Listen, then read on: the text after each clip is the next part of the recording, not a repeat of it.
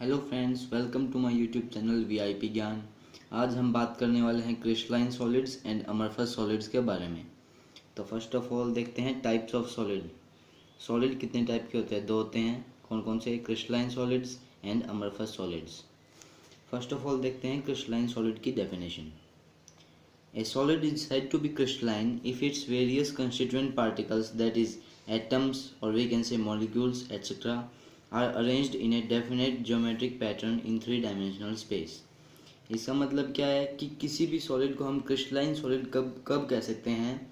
जब उसके constituent particle जो एटम और मॉलिक्यूल होते हैं ना, उनको हम कंस्टिट्यूएंट पार्टिकल बोलते हैं।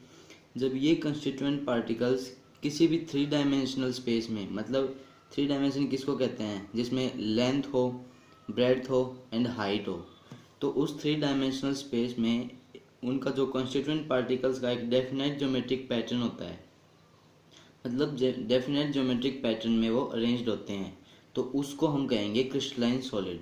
ठीक है। It has long range as well as short range order. अगर आपने इसकी पिछली वीडियो देखी है तो उसमें मैंने बताया हुआ है long and short range order के बारे में अच्छे से, बिल्कुल। तो इससे पहले आप वो वीडियो ज़रूर देख लेना। ठीक है। तो इसमें long range and short range order दोनों होते हैं क्रिस्टलाइन सॉलिड्स में। ठीक है। अब देखते हैं all solid elements, metals and non metals and compounds exist in this form. Crystalline solid की बात करें तो इसमें जो सभी सॉलिड एलिमेंट्स होते हैं ना, मेटल्स को भी इसमें इंक्लूड करेंगे और नॉन मेटल को भी, और कोई भी कंपाउंड सॉलिड जो होते हैं ना, सॉलिड कंपाउंड या एलिमेंट्स, वो इस फॉर्म में एग्जिस्ट करते हैं, क्रिस्टलाइन सॉलिड की फॉर्म में। ठीक है। अब हम देखते हैं अमरफस सॉलिड्स के बारे में। अमरफस सॉलिड क्या होते हैं? A solid is said to be amorphous if there is no regular arrangement of constituent particles. मैंने आपको क्रिस्टलाइन सॉलिड में क्या बताया था कि डेफिनेट ज्योमेट्रिक पैटर्न में अरेंज्ड होते हैं, मतलब थ्री डायमेंशनल स्पेस में। इसमें क्या है? No regular arrangement of constituent particles. कोई भी रेगुलर अरेंजमेंट नहीं होता कंस्टिट्यूएंट पार्टिकल्स का, एटम या मॉलिक्यूल्स का। ठीक है। तो इसमें क्या है? It has most and only short range order. इसमें क्या है? ज़्यादा से ज़्यादा सिर्फ शॉर्ट रेंज ऑर्डर ही हो सकता है, लॉन्ग रेंज ऑर्डर इसमें नहीं होगा, क्योंकि शॉर्ट रेंज ऑर्डर इसमें शो करेगा क्योंकि इसके पार्टिकल्स मतलब ज़्यादा दूरी तक सेम आइडेंटिकल नहीं रहते। ठीक है। इसके एग्जांपल हैं rubber, glass, pitch, tar, fused silica, plastics, polymers of high molecular mass etcetera. ये अमरफस सॉलिड के एग्जांपल हैं। ठीक है। अब देखते हैं difference between properties of crystalline and amorphous solid. अब हम किन प्रॉपर्टीज़ के बेसिस पर अमरफस सॉलिड और क्रिस्टलाइन सॉलिड को डिफ्रेंशिएट कर सकते हैं, तो देखते हैं। चलिए, फर्स्ट है क्रिस्टलाइन सॉलिड। इस साइड में आपको बता रहा हूँ क्रिस्टलाइन सॉलिड के बारे में, ये है अमरफस सॉलिड के बारे में। तो फर्स्ट प्रॉपर्टी देखते हैं क्रिस्टलाइन की। The constituent particles are arranged in a regular fashion containing short as well as long range order. Crystalline solid में क्या आता है? मैंने आपको बताया भी था डेफिनेशन में कि जो कंस्टिट्यूएंट पार्टिकल्स होते हैं वो एक रेगुलर फैशन में अरेंज्ड होते हैं, जिसमें शॉर्ट और लॉन्ग दोनों रेंज ऑर्डर होते हैं। अमरफस सॉलिड में क्या है? The constituent particles are not arrange in any regular fashion. इसमें क्या है? कंस्टिट्यूएंट पार्टिकल्स कोई भी रेगुलर फैशन में अरेंज नहीं होते। There may be at most some short range order only. इसमें क्या है? ज़्यादा से ज़्यादा शॉर्ट रेंज ऑर्डर हो सकता है, लॉन्ग रेंज ऑर्डर नहीं होगा। ये मैंने आपको पहले भी बताया था डेफिनेशन में। अब सेकंड प्रॉपर्टी देखते हैं। They have definite geometric shapes. इनकी जो शेप होती है ना, मतलब इनको अगर आप देखोगे तो इनकी डेफिनेट ज्योमेट्रिक शेप होती है। अगर आप कंस्टिट्यूएंट्स के बारे में बात करें तो उसमें भी ज्योमेट्रिक शेप इनकी डेफिनेट होती है। इसके ऑपोजिट क्या है? अमरफस सॉलिड इरेगुलर शेप होते हैं, they have irregular shapes. Third property क्या है? They have sharp melting points. Crystalline solid का मेल्टिंग पॉइंट बिल्कुल शार्प होता है, किसी एक पॉइंट पर ही मेल्ट होते हैं। जैसे 100 डिग्री सेल्सियस पे मेल्ट होगा तो उसी पर ही होगा। लेकिन अमरफस सॉलिड क्या है? They melt over a range of temperature, मतलब इनकी रेंज होती है जैसे 100 से 110, इसके बीच में कहीं पे भी मेल्ट हो सकता है, इसका कोई फिक्स पॉइंट नहीं होता।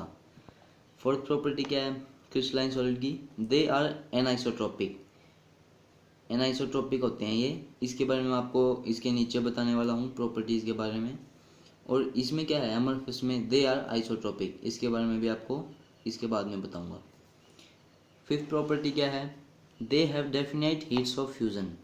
जब हम किसी भी मतलब पार्टिकल्स को मान लो मिलाते हैं ना, तो उस टाइम जो हीट रिक्वायरमेंट होती है ना, तो वो इसकी क्रिस्टलाइन सॉलिड की डेफिनाइट चाहिए, मतलब एक फिक्स होती है, ये नहीं कि कभी ज़्यादा चाहिए कभी कम चाहिए। इसके अपोजिट क्या है, they do not have any definite heats of fusion. इसका मतलब क्या है, इसका जो हीट ऑफ फ्यूज़न होता है ना वो डेफिनाइट नहीं होता। सिक्स्थ पॉइंट है, they undergo a clean cleavage. मतलब ये हमेशा क्लीन क्लीवेज देते हैं, मतलब आप इनको काटोगे ना तो एकदम शार्प कटेंगे, ये नहीं कि रफ सरफेस होगा इनका। इसमें क्या है अमरफस सॉलिड में, they undergo an irregular cut.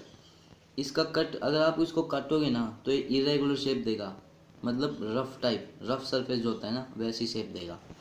Seventh क्या है, they are true solids. Crystalline solid को हम ट्रू सॉलिड बोलते हैं। जो हम सॉलिड बोलते हैं ना वो मेनली क्रिस्टलाइन सॉलिड होते हैं, लेकिन इसके अपोजिट अमरफस सॉलिड क्या होते हैं, दे आर स्यूडो सॉलिड्स और सुपर कूल्ड लिक्विड्स। ये स्यूडो सॉलिड बोले जाते हैं या फिर बहुत ज़्यादा हाईली कूल्ड लिक्विड्स बोलते हैं इनको, ठीक है। अब हम बात करते हैं आइसोट्रोपी के बारे में। मैंने आपको पहले बताया था इसके बारे में, इनकी प्रॉपर्टीज होती हैं। तो आइसोट्रोपी क्या होती है, in case of amorphous solids properties like electrical conductivity, refractive index, thermal expansions etcetera are identical in the all directions just as in case of gases और लिक्विड्स। अमरफस सॉलिड में होती है ये आइसोट्रोपी प्रॉपर्टीज में। तो इसमें क्या है, आइसोट्रोपी क्या होती है, जो कि electrical conductivity, refractive index, thermal expansion, इन प्रॉपर्टीज़ को सारे जो उसका जो सरफेस होता है ना उसमें आइडेंटिकल रहती है। मतलब ये नहीं कि अगर इस डायरेक्शन में जा रहे हैं तो कुछ और दिखा रही है, अगर इस डायरेक्शन में जा रहे हैं तो कुछ और प्रॉपर्टी शो कर रही है, तो ये अलग होगा, ठीक है, इससे डिफरेंट होगा। क्या है इसमें, आइडेंटिकल होगी सभी डायरेक्शन में, ठीक है। अब हम बात करते हैं एनाइसोट्रोपी के बारे में। तो आइसोट्रोपी के बारे में आपको बताया कि सभी डायरेक्शंस में आइडेंटिकल होती है। एनाइसोट्रोपी क्या है, in case of crystalline substances the properties have different values in different directions. Crystalline solid में होती है एनाइसोट्रोपी।